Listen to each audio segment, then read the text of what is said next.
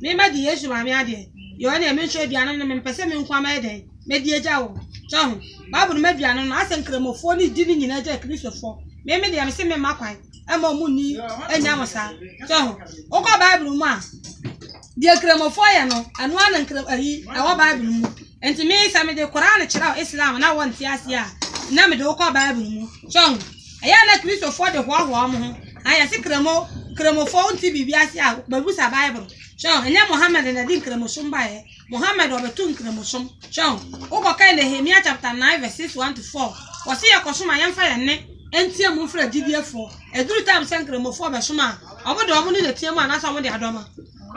obodo omo ne se o ma ke o matwa se de o Bible mo ma ye so okọ Exodus chapter 30 17 to 21 Nyankopon ka kire Moses say ofa ya wanye kuduo na so ntnya ya wona fo nshom na fa si ehia ya da no so mo kwa kosoma mo fa nshom horo mo uduru masalachi a hu se hu nshom ho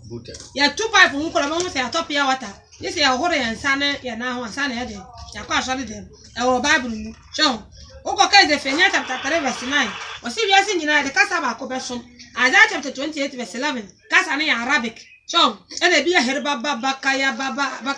omo wi enso amnya de omo nchira ase e bia obi bakasa Arabic de efire hen ukọ ka Galatians 4:24 wasi Abraham man mienu no omo ya pa mienu so enti ukọ free verse 20 Galatians 4:21 kai ko si 24 ube ho so si apam no ba ko free Sinai popa e wa Arabia so enti Hebrew chapter 7 verse 8 wasi kane apam no kan funso amamu anka de to mienu nya de emma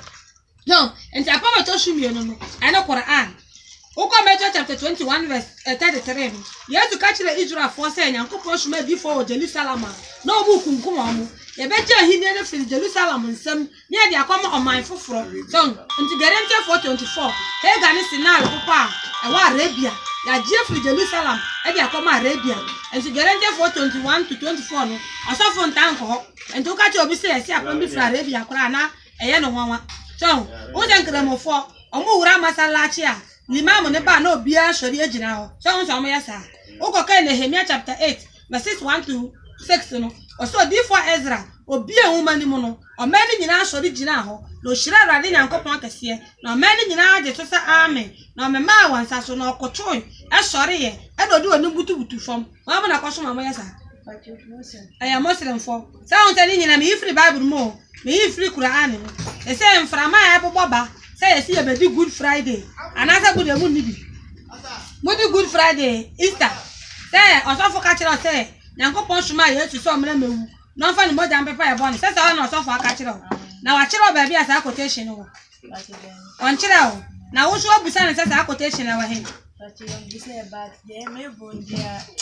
o picture you see a picture so na ma ye gidi say ampa yo na ani ame ya ka say obusa Kristo ni say adenti na won pa Judas ya wasi Judas bo ma yakum Yesu enti Judas de wa ya bone na say Judas ya bone no na bone ya Judas ko ya na wo so eno na abeje won kwa enya no kore Yesu nyame soma ne so mbeka nsempa e na nkire ye wo ya branch anasa baba wa na okopa oba na ba ma na wo bo adwaman Yesu mewu mfa ne moja nya de empepa obone okutere nkodi ni moko ama abo apuntire ni nya de enti hu fifie ukọ ka Ezekiel chapter 18 verse 20 oso wakra wa ye bone no onu ara na de obewu enti me di masam no obewie ye ukọ akobusa osofo se obe quotation na ye ka se Yesu mra wiase na ye nkunu na 3 days won sori na ye fa ni moja empepa ye bone sister bi so onya sa quotation ni mawa meja nkremosho na we di wachi chat enti me telephone number 0547 713515 ye frame zuera metitafo format uduru format ya ozo pesisa na otonum pabo o se ntafo die om asantifo die om enti sisa ni so pe quotation na ye hye nkom se Yesu ba bewu e ma edi ni moja pepa ya bone so sa de we de sa eni ho e na mu di akire no but ye no Bible so but de mebo na eni mu na mu di akire no asofo ni bi se wom enti ukwa na okobusa no so hu na say kire kwedo me say Monday no sa na megina ka kire me nia say eni Bible mu eni Bible enti uba sa wachi aba ho na asofo na omo ka no but nyame say kene kure mi kasa che me nia but gidie na ebe di so nya but Christian die yem fa gidie ni ye papa ye den esu nya anya ni moja no And but you can say went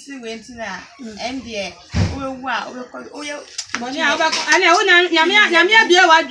and she said no. Or so for me, my catcher as of one. I had to ready for no more young and almost all the years to do young and and I maybe see us to do young and John 5:30. also one can more but young can no be yes the obedient and yeah. Lendo ma sam na je nkwa. E wo Luke chapter 4 verse 42. Yenti asam no.